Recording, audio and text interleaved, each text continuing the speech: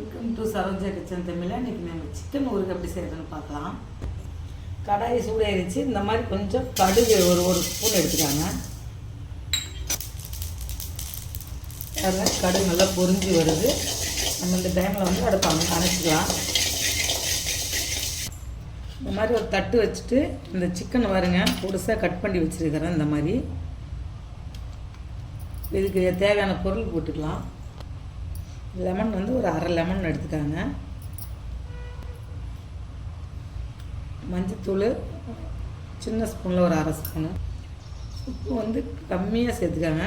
நம்ம வேணால் ஊறுகாயில் சேர்க்கும்போது ஜாஸ்தியாக சேர்த்து அவ்வளோதான். பாருங்கள் இந்த மாதிரி நல்லா மேக்னேட் பண்ணி வச்சுருங்க.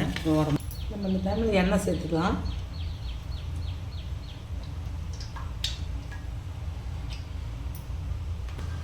வந்து எண்ணெய் சூடாயிருச்சு. நம்ம சின்ன வெங்காயத்தை பொரித்து எடுத்துக்கலாம். இது கூட பூண்டு ஒரு கப்பு சேர்த்துக்கலாம். சின்ன வெங்காயத்துக்காக பூண்டு சேர்த்துக்காங்க. பாருங்கள் இந்தளவுக்கு பொன்னிறமாக வந்துருச்சு. நம்ம இந்த டைமில் வந்து கருவேப்பிலை சேர்த்துக்கலாம்.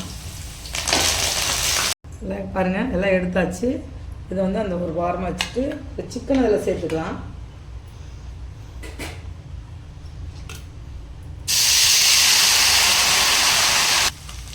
பாருங்கள் நல்லா சிவந்த நிறமாக வந்துருச்சு. இப்போ இந்த டைமில் நம்ம எடுத்துடலாம். ஊறுகாய்க்கு தேவையானது புளி, 2 தக்காளி, பச்சை மிளகாய், சின்னதாக இஞ்சி துண்டு போட்டு வேக வச்சு எடுத்து வச்சுருக்கிறேன். இப்போ இதெல்லாம் கொண்டு போய் நம்ம ஆட்டிட்டு வந்துடலாம். நம்ம வந்து இப்போ அந்த கடுகு பொடியை வறுத்தங்கள அதை பவுடர் பண்ணி இருக்கிறோம். அதில் வந்து காஷ்மீர் மிளகாத்தூள் ஒரு 2 டீஸ்பூன் சேர்த்துக்கலாம்.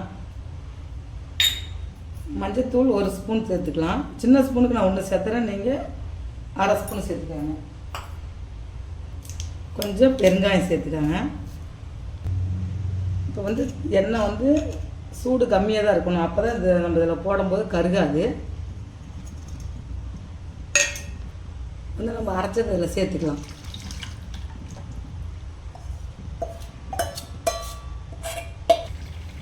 பாருங்கள் இந்த மாதிரி எண்ணெய் பிரிஞ்சு வரணும்.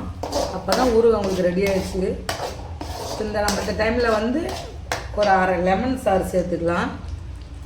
முன்னாடியே ஊற்றினோம்னா ஒரு மாதிரி கடுந்த மாதிரி இருக்கும். இப்போ ஒரு அரை லெமன் சாறு சேர்த்துக்கலாம். இந்த டைமில் வந்து நம்ம இந்த சிக்கனை சேர்த்துக்கலாம். அதில் பொரிச்சு வச்ச சிக்கனை சேர்த்துக்கலாம். பாருங்கள் ஊறுகாய் ரெடி ஆகிடுச்சு. சிக்கன் ஊறுகாய் இது வந்து சாப்பாடுக்கு, இட்லி, தோசைக்கு எல்லாத்துக்குமே சாப்பிட்லாம். ஏன்னா கொஞ்சம் புளிப்பு கம்மியாக தான் இருக்குதுல்ல. பசங்களுக்கு டிஃபனுக்குமே போட்டு கிளறி நீங்கள் கொடுக்கலாம். எல்லாத்துக்குமே ரொம்ப நல்லா இருக்கும்.